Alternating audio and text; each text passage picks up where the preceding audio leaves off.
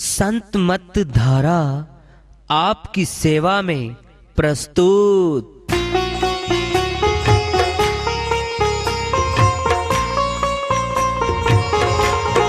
जो चाहता है प्रभु प्यारा वो आओ संत मत धारा। भक्ति भेद बता कर सारा वो कर दे भव के पारा। जो चाहता है प्रभु प्यारा वो आओ संत मत धारा। भक्ति भेद बता कर सारा वो कर दे भव के पारा। जो चाहता है प्रभु प्यारा।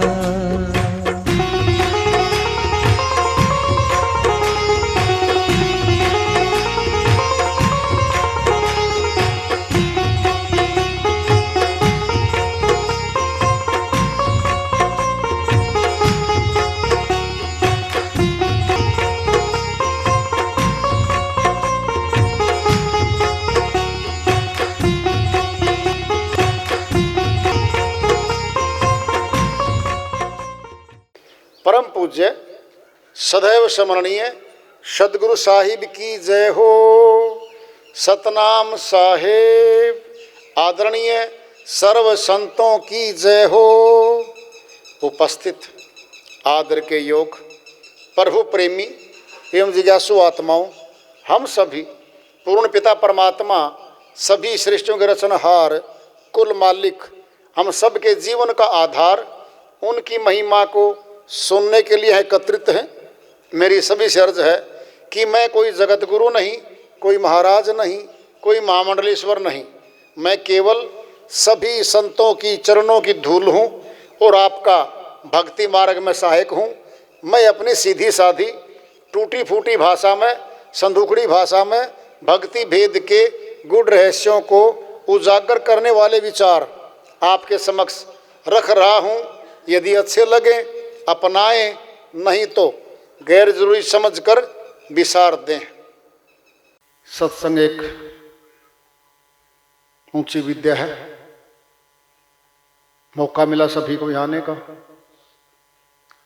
और सत्संग के द्वारा ही सत्य का संग किया जाता है। सत्य परमात्मा है, सत्य आत्मा है। हमारे तन में सत्य क्या है? सोचो देखो, हमारा शरीर सत्य नहीं है। आत्म शक्ति जो सत्य है, जिस सत्य के अंदर रहने से ये शरीर प्रिय है, नातीदार है। ये माँ बाप है, ये शरीर भाई बहन है, शरीर पति पत्नी है, पुत्र है, इसके गले से मिलता है। ये शरीर प्यार करता सबसे। आत्म शक्ति निकल जाती है फिर प्रिय नहीं रहता। ये क्या कहते हैं? गया जी। कौन गया? आंखें, मुखड़ा, हाथ सब ज्यों के त्यों जड़े हुए शरीर के तो अशुद्ध हो गया जी। सोचो, पहले मुर्दे के जो हाथ लगाता है ना, पहले तो यहां तक रिवाज था कि जो दाह संस्कार पे जाते थे ना, वो स्नान करके घर आते थे। इतने पर रुक गया कि हाथ धो के आओ भाई। क्या था ये? अशुद्ध शरीर कब हुआ है? जब आत्म शक्ति यानी पवित्र चीज निकल गई, अपवित्र रह गई। जो अति पवित्र सबके साथ संबंध स्थापित करने वाली आत्म शक्ति वो अंदर बैठी है भाई, बाहर नहीं है। वो अंदर बैठी है। फिर मिलना किसे चाहिए? जो सत्य है, अति पवित्र है, वह तो आत्मा है। सत्य किसे कहते हैं? जो अविनाशी होती है, जो मरती नहीं है, जिसका कभी विनाश नहीं होता, वह सत्य आत्मा है। सत्य परमात्मा का अंश है। वह है परिवर्तनशील है वह। अब शर्त आएगी, फिर आत्मा इस शरीर को क्यों छोड़ देती है? दूसरा प्रश्न, फिर कहां जाती है? कहां से आई है शरीर में? इसका तो नहीं पता, नहीं पता कहां से आई है। फिर ये तो पूछ लें, जान लें कि इस शरीर को छोड़ने के बाद कहां जाएगी आत्मा। ये तो आज पूछ सकते हैं हम। और सचमुच में सभी मनुष्यों के साथ ये प्रश्न जुड़ा हुआ है कि मौत के बाद कहां जाएंगे। ये से लो दृष्टांत, ये ले लो। हम सत्संग में आके बैठे, सत्संग के पूरा होने के बाद हम जाएंगे। अगर कोई हाथ पकड़ के पूछे हमारा, जी कहां जाओगे अब? जी मुझे नहीं पता मैं कहां जाऊंगा। क्या कहा? सचमुच में नहीं पता मुझे कहां जाऊंगा। पद देंगे हमें वो, पगला तो नहीं गए हो, मूर्ख तो नहीं हो, पता ही नहीं कहां जाऊंगा। सचमुच में कह दे वो, जी बिल्कुल नहीं पता मुझे कहां जाऊंगा, क्या कहेंगे? ये तो पागल हो गया भाई, या मूर्ख हो गया भाई। यही प्रश्न हमारे साथ है, मौत के बाद कहां जाओगे बताओ। अगर हम कहें हमें नहीं पता कहां जाएंगे, फिर बुद्धिमान नहीं है हम, सचमुच में अनजान है, अज्ञानी है हम। जब यही नहीं पता मौत के बाद कहां जाऊंगा। श्री गीता अध्याय 8 श्लोक 5 में श्री कृष्ण भगवान अर्जुन के माध्यम से समझाते, कहते हैं, अर्जुन जीवन पर्यंत आत्मा ने जो मुख्य कर्म किया है, शरीर छोड़ते समय वो मुख्य कर्म सामने आके खड़ा हो जाएगा और अगले तन धारण करने में वही अंतमता सुगता वाला नियम काम करेगा। फिर सुनना है सुन लो। हम गृहस्थी रहे, घर बार में रहे, हम नातेदार रहे, सारा मोह हमारे परिवार तक सीमित है हमारा, सारी आमदनी हम घर में ले आते हैं, अपने बच्चों में बांटते हैं। बाहर तो कुछ किया ही नहीं हमने, घर में तो किया। क्या? मोह में किया है। फिर मोह में उन शरीरों में नातेदारों में जहां लेन देन का खाता खोला था कर्म का, फिर लेन देन के लिए फिर आ जाएंगे भाई। जिस बैंक में 2 खाते हमारे, एक में लोन ले रखा है, कर्जा ले रखा है, दूसरे खाते में सेविंग खाता है, बचत खाता हमारा, जमा करते हैं हम। फिर खाते तो दोनों हमारे, एक जमा का है, एक लोन का, कर्जे का है। दोनों का हिसाब तो चुकता करना पड़ेगा। फिर ये कर्म खाता है, ये संसार है, हमारे सारे कर्म सबसे जुड़े हुए हैं। फिर आएंगे चुकता हिसाब करने। यही कर्म हमारी आत्मा की गुलामी बने हुए हैं। हमारे कर्म ही हमें घुमा रहे हैं। सुनना है, पिंड में दृष्टांत ले लो। किसी ने चोरी कर ली, पकड़ा गया, पुलिस ने पकड़ लिया, बरामदगी हो गई, माननीय अदालत ने सजा कर दी 3 साल की, जेल में वारंट गया और जेलर के पास वारंट पहुंचते ही, भाई 3 वर्ष की जेल इस आदमी को हुई है और इसको कपड़े दे दो और नंबर ये लगा दो कि कैदी नंबर ये है, क्योंकि सजा हो चुकी है, कैदी बन गया। वो हवालाती नहीं है। हवालाती वो होता है जब तक फैसला नहीं होता केस का। फैसला होने के बाद क्या हो जाता है? वो कैदी। क्या हुआ? ये चोरी करी, कर्म के अधीन जेल में बैठ गया। ये तो अपने सामने हम देखते हैं रोज, फिर हम बचेंगे क्या? हम भी नहीं बच सकते। कुछ कर्म ऐसे हैं हम छिपके करते हैं, कोई नहीं देखता उन कर्मों को, हम देखते हैं। हमें पता है हमारे कर्मों का कि ये तो मैंने किया है। फिर इन कर्मों से पीछा कैसे छूटे?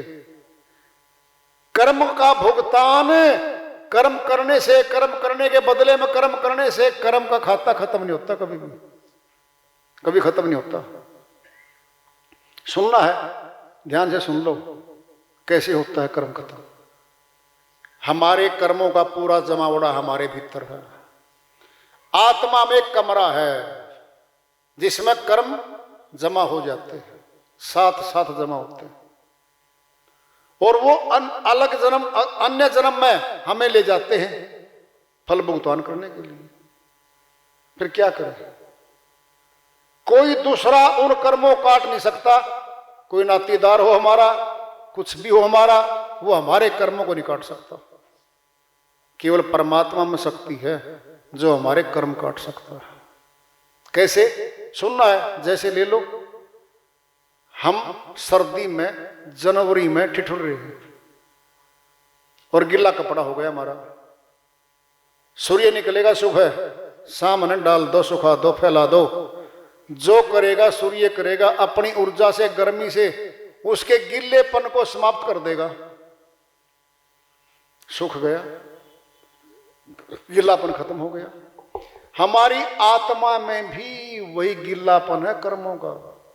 परमात्मा के सामने करेंगे महात्मा को,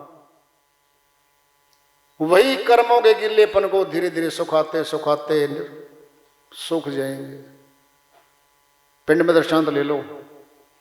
चना है, गेहूं है, मकई है, भून देते हैं हम अनाज को। जो अनाज भून दिया गया है जमीन में डालो, अंकुरित नहीं होता, जर्मिनेशन नहीं होता उसका। बताओ क्यों? चना है ना, भूगड़ा दिखता तो है, बिल्कुल दिखता है चने का है, लेकिन बिजाई कर दो अंकुरित नहीं होता। वो अंकुरण खत्म किया है, बोलो, कर दिया खत्म, अंकुरित नहीं होता। ऐसे ही हमारे कर्मों के अंकुरण को खत्म करेगा वो मालिक। खत्म। सोचो पहले, जब कर्जा नहीं हमें कौन बैठा लेगा? पकड़ के बैठो जी, हम तो बरी हैं भाई। सुनना है, सुनो ध्यान से बात। दृष्टांत पिंड में बहुत अच्छा दृष्टांत है। कैदी ने सजा काट दी 3 साल की, पूरे हो गए 3 साल। जेलर नहीं रख सकता वो उसको। क्या कहेगा? भाई साहब बाहर जाओ, जेल से बाहर आउट हो जाओ जी, मेरे को रख लो ना। क्यों? फ्री में रोटी मिल रही थी जी खाने के लिए। बाहर तो पता नहीं कोई देगा ना देगा, यहां तो 3 टाइम तो भोजन मिल रहा था मेरे को। अरे भोजन के बच्चे मैं नहीं रख सकता यहां पर तेरे को। जेलर साहब जान पहचान होगी अपनी, तो रख लो ने। नहीं रख सकता। बोलो, अरे काल पुरुष जेलर है, यहाँ का आत्माओं का जेलर है काल पुरुष। जेल पूरी, कैद पूरी, खत्म है, नहीं रख सकता। बोलो कहां जाता है कैदी छूटने के बाद? अपने घर। बोलो कहां जाता है? अपने घर। फिर आत्मा यहां की नहीं है भाई, इस मृत्यु लोक की नहीं आत्मा, ये अपने घर को जाएगी भाई, अपने घर को। और सुनना है, जैसे 3 साल रहो कैद में, 10 साल रहो, वो आदमी जो कैदी बना हुआ है ऊंची 4 दीवारी के बीच में रोका गया, उसको अपने घर को नहीं भूलता। वो आत्मा भी अपने घर को नहीं भूलती, जहां से आई है वहीं चली जाएगी। यह मुक्ति, ये हो गई मुक्ति, मुक्त हो गए हम। जेलर पकड़ के वापिस नहीं ले आ सकता हमें, कैद आगे नहीं बढ़ा सकता हमारी, वो खाता पूरा हो चुका उसका। ऐसे ही कर्म खाता है हमारा। जब कर्म भुगतान हो चुका है दोबारा उसका फल नहीं मिलता। और सुनो, ये अदालत में, माननीय अदालतों में लिखा हुआ है, एक दंड की 2 बार सजा नहीं दी जाती। अपराध की सजा एक अपराध की एक ही बार मिलती है, बार बार नहीं दी जाती। ये हमने मनुष्य तन मिला है, नाम है इसका कर्म योनि। कर्म कुछ भी करो, फल के लिए आजाद नहीं है हम। कर्म करते ही गुलाम हो जाते हम कर्म के, फिर फल देगा वो कर्म। इसीलिए हमने ऐसा क्या करना पड़े जो हम घर में रहते हुए, गृहस्थी में रहते हुए प्रभु भक्ति कर लें, परमात्मा से मिल लें, आवागमन के महारोग से छूट जाएं, दुख और पीड़ा से छूट जाएं, ये सीखना पड़ेगा बस। इसीलिए हमारे पूर्व में जो संत आए हैं, अमरलोक के संत आए हैं, उन्होंने हमें बताया हुआ है ये मार्ग है भाई। महाजनेयन गता से पंथा, जिस पथ पर महापुरुष चले उस पथ पर चले, बन जाएंगे हम। इसमें तो संशय नहीं है। सदा नहीं रहना भाई, मौत आएगी। जिस घर में मौत होती है ना, खूब दुख और पीड़ा होती है, रोने वाले रोते हैं, बेहोश हो जाते हैं भाई। ऐसे देश में बैठे हम, बाती बाती के दुख आते हैं हमारे ऊपर। गाठरा हो गया तो रो रहे हैं, मर गया आदमी घर का तो बिल्कुल रो रहे हैं अच्छे तरीके से, बीमारी हो गई तो रो रहे हैं। ये दुखों का घर है, दुखों का, यहाँ सुख नहीं है। सुख तो ढूंढ रहे हैं हमें, धन में मिलेगा, धन इकट्ठा कर लो, इकट्ठा हो गया फिर तृष्णा, फिर और कर लो, फिर और कर लो। सुख नहीं आएगा, टेंशन आएगी, चिंता आएगी ज्यादा। झोंपड़ी वाला तो बिना ताले लगाए सो रहा है, क्योंकि चोरी होने उसके पास कुछ धन है ही नहीं। और कोठी बंगलों वाला ताले लगा के गेट पे सिक्योरिटी गार्ड खड़ा कर रखा है, फिर भी चिंता भीतर है। बोलो, फिर चिंता ही है, बड़ा हो छोटा हो, तो चिंताओं के डेरे हैं। तो यहाँ सुख नहीं है।